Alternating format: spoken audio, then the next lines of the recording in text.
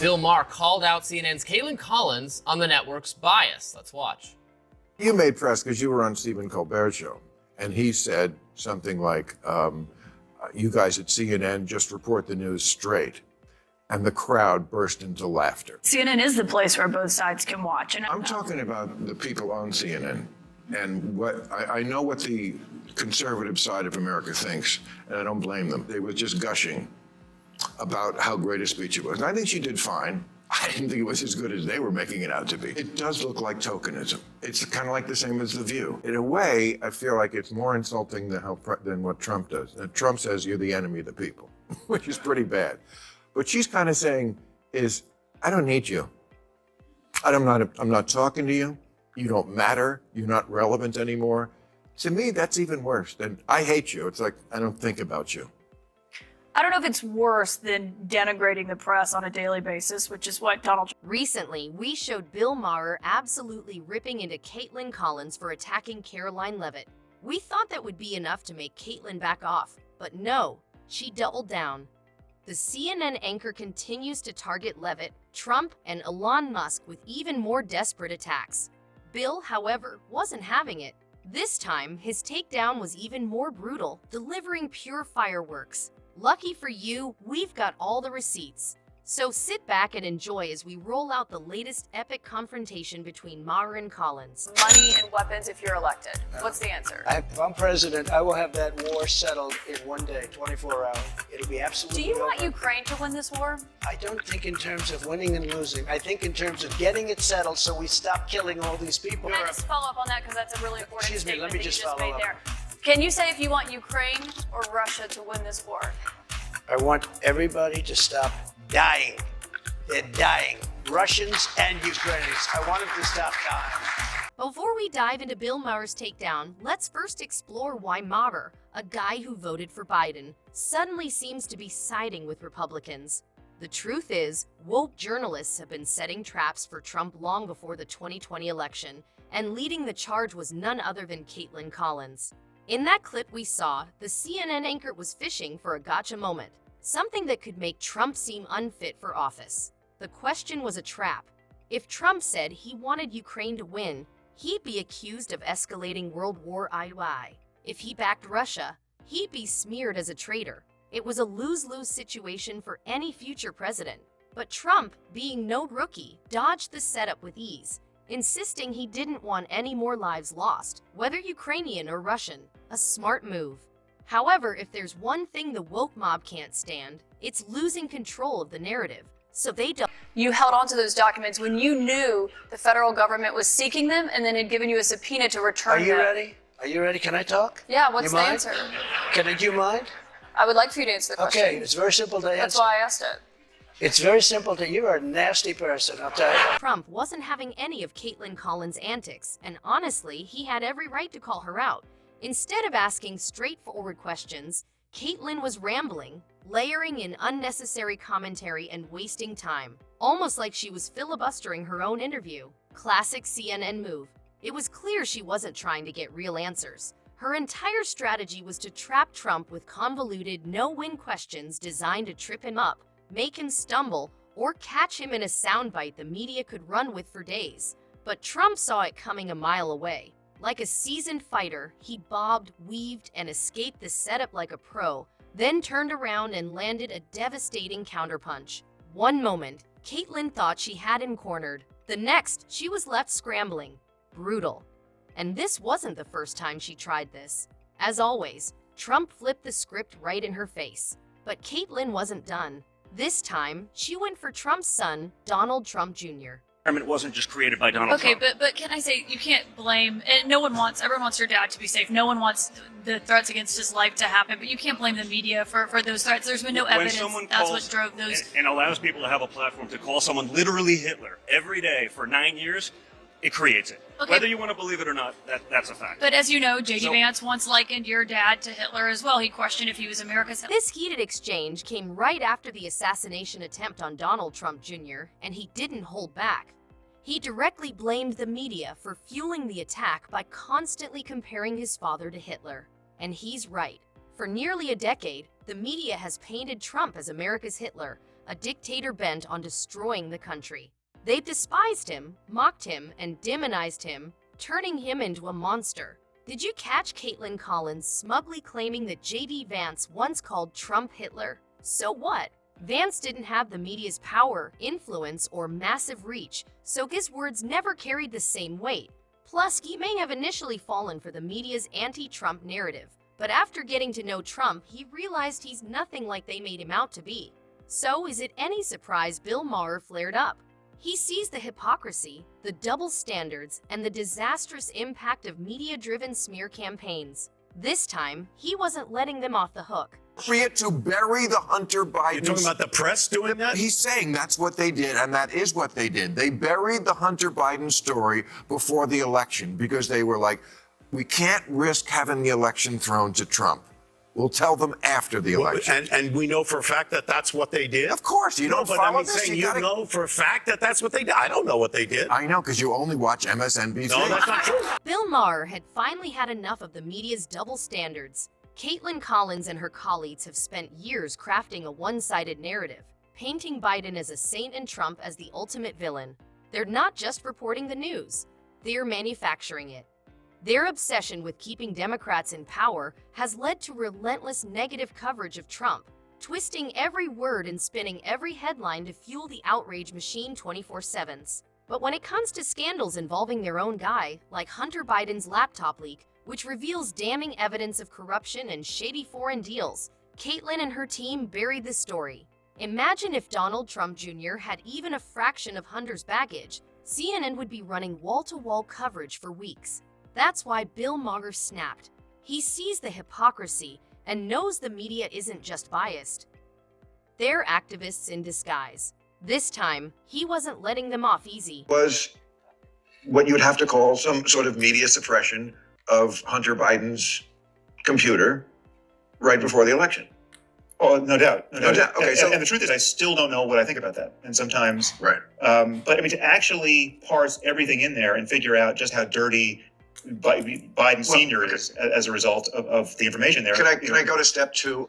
But nothing really. It was common. It was kind of sort of everyday graft that's sleazy, but doesn't affect the world. Probably. Right, yes. Hunter Biden sold his father's influence to get money. But Joe Biden himself would not give away our nuclear secrets to the Chinese. Yes, He's not, he has a soft corruption. spot for his son. Yeah. His ne'er-do-well, stupid son. I mean, you've heard his voicemails to his Yes. Hunter. So, like, Dad, I'm in a little bit of a jam. Could you just meet with the Chinese guy next week? It would mean a lot to me. And Joe would do it. And then and then Hunter would get the money for the meeting. Yep, that's how bad things got when the Hunter Biden scandal exploded. Honestly, we're probably lucky Hunter didn't convince his dad to hand over nuclear codes in exchange for a quick payday. Given his track record, would anyone really be shocked? The man has sold access, influence, and who knows what else. But sure, let's all pretend that Trump is the real villain here. The media bends over backward to protect the Bidens, acting like Hunter is just a misunderstood guy with personal struggles. But let's be honest, if Trump Jr. had half of Hunter's scandals, the media would call for his public execution. The hypocrisy is off the charts. They'll manufacture a scandal out of Trump breathing. Yet, when hard evidence of corruption, shady deals, and influence peddling drops on Hunter, it's crickets. That's exactly why people like Bill Maher, who used to lean left, are finally calling out the nonsense. At some point, even lifelong Democrats have to admit this isn't journalism, it's propaganda. And Kaitlan Collins was right at the forefront. Given all these developments, it wasn't surprising when she finally joined Bill Maher for an interview. We all knew there would be fireworks, but no one expected this level of demolition. Press, because you were on Stephen Colbert's show, and he said something like, you guys at CNN just report the news straight. And the crowd burst into laughter. Look, I'm on CNN now. I guess we're on it right now. I mean, they show this show the next night. I don't know how we get away with it with all the fucks, but they do. And all these dirty jokes. But I'm glad, and I'm a big rooter for CNN.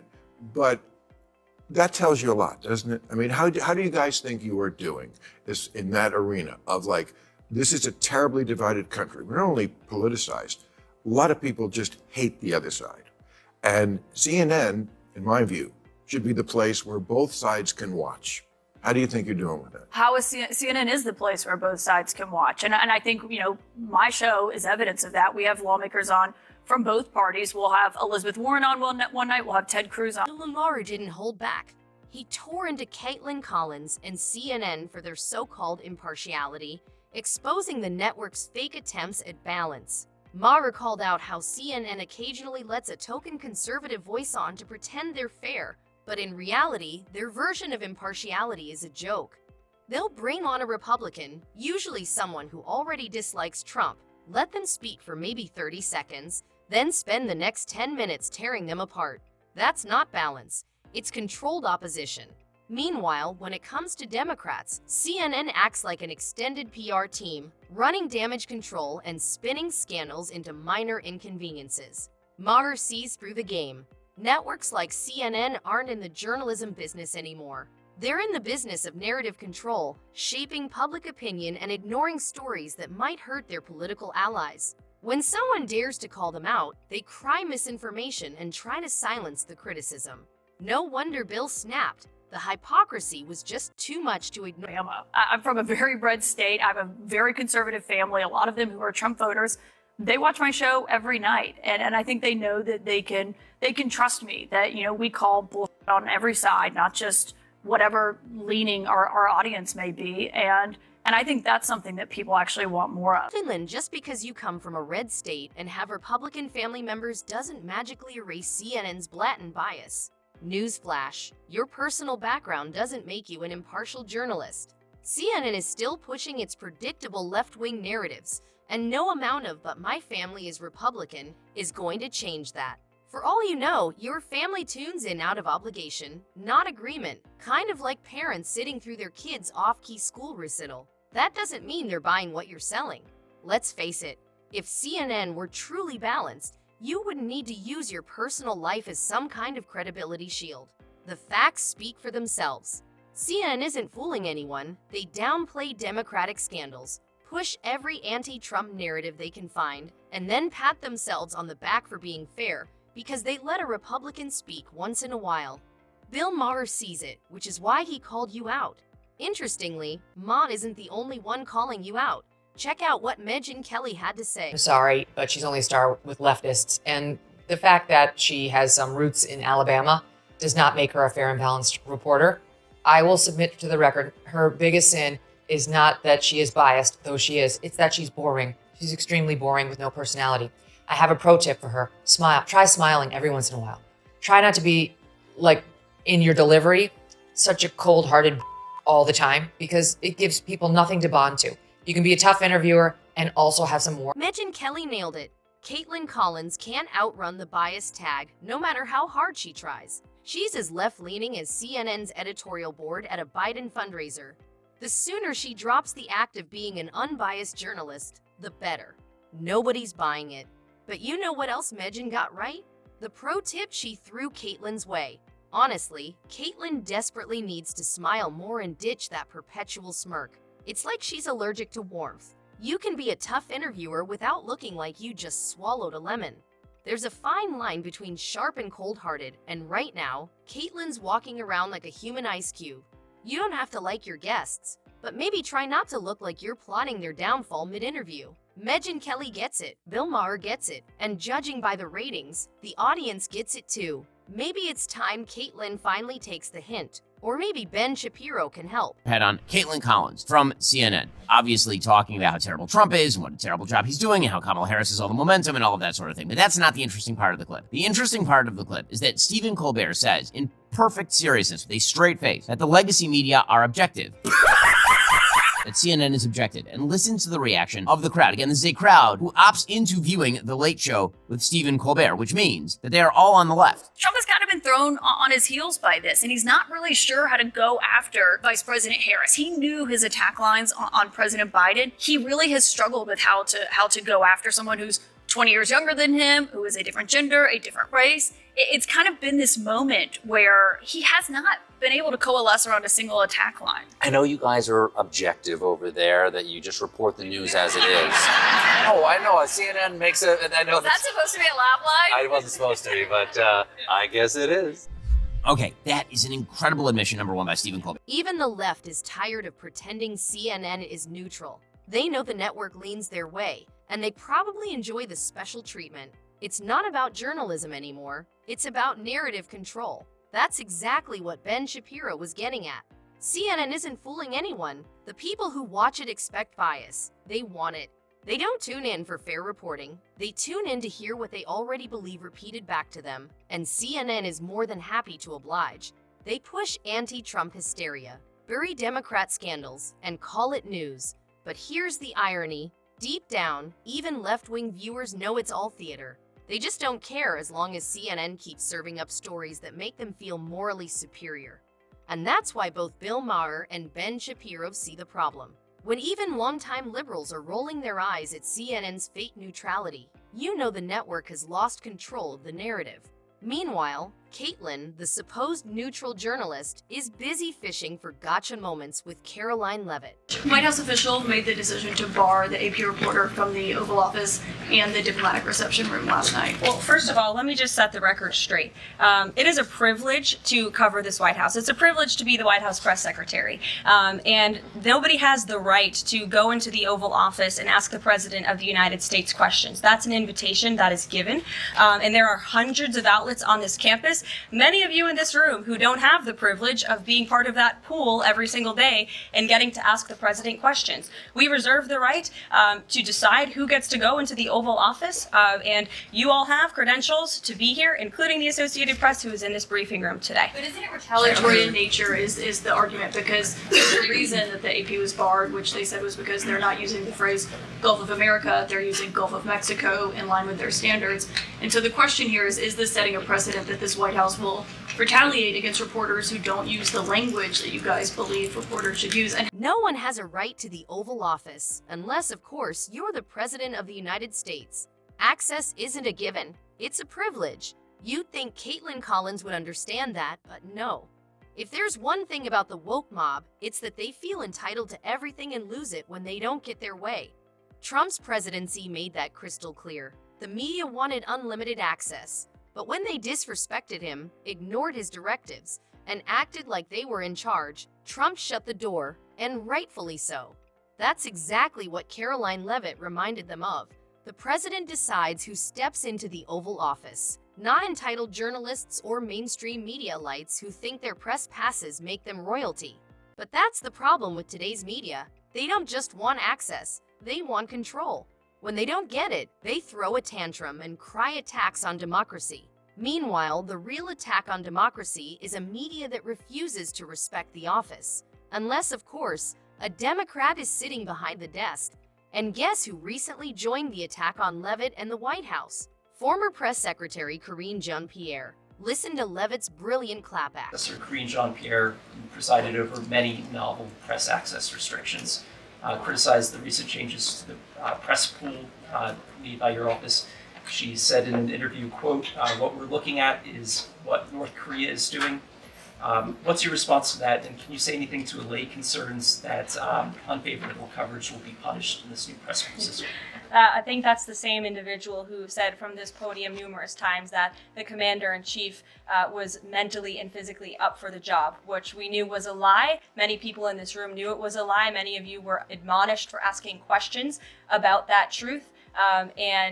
So when it comes to truth and transparency, this administration, this White House is setting the example. This president is taking far more questions than his predecessor, Joe Biden, did on a daily basis, and that will continue. Karine Jean-Pierre must have selective amnesia because she seems to forget that she presided over some of the most restrictive press access policies in recent history. Yet now, she has the audacity to call out Kaitlan Leavitt for limiting access to the Oval Office. The hypocrisy is off the charts. This is classic left-wing double standards. When they shut down access, it's always for security or to protect democracy. But when a Republican does it, suddenly it's an authoritarian crisis. Give us a break. Let's not forget the real reason for those restrictions under Biden. Everyone could see the man was mentally unfit for office. Yet, Jean-Pierre stood at the podium gaslighting America, insisting Biden was sharp as ever while he was literally getting lost on stage. Leavitt's press restrictions weren't about hiding a weak leader. They were about maintaining order. Unlike Jean-Pierre, Levitt isn't scrambling to cover up a failing administration. So yes, Karine, sit this one out. Just the Democrat Party, the mainstream media still doesn't get it. Last night, MSNBC's Nicole Wallace disgustingly looped in a 13-year-old boy with brain cancer into an attack on the president over January 6th. And CNN's first chyron out of the speech called it divisive. President Trump wasn't divisive. The Democrats were. And CNN was proven wrong by their own viewers, 69% of whom, in a post-speech poll, said they had a positive reaction to the president's speech. It's sad and frankly pathetic that Democrats and liberals in the legacy media continue to allow their hatred for the president to override their love for our country. But nevertheless, the president will continue to unify this nation through policies that are grounded in common sense and that uplift all Americans. It's pathetic that legacy media puts its hatred for Trump above its supposed love for the country. From the moment he announced his campaign, they've worked overtime to paint him as the villain. Now that he's in office, they're not just reporting the news. They are setting traps, twisting narratives, and launching coordinated attacks on him and his administration. But here's the kicker. People aren't buying it anymore. Poll after poll shows Americans are done with the media's obsessive Trump derangement syndrome. They're tired of the woke narratives, one-sided reporting, and manufactured outrage. And legacy media is panicking. When you lose the trust of the people, you lose everything. So what are Bill Maher's final words for the likes of Kaitlan and CNN? You've lost the plot.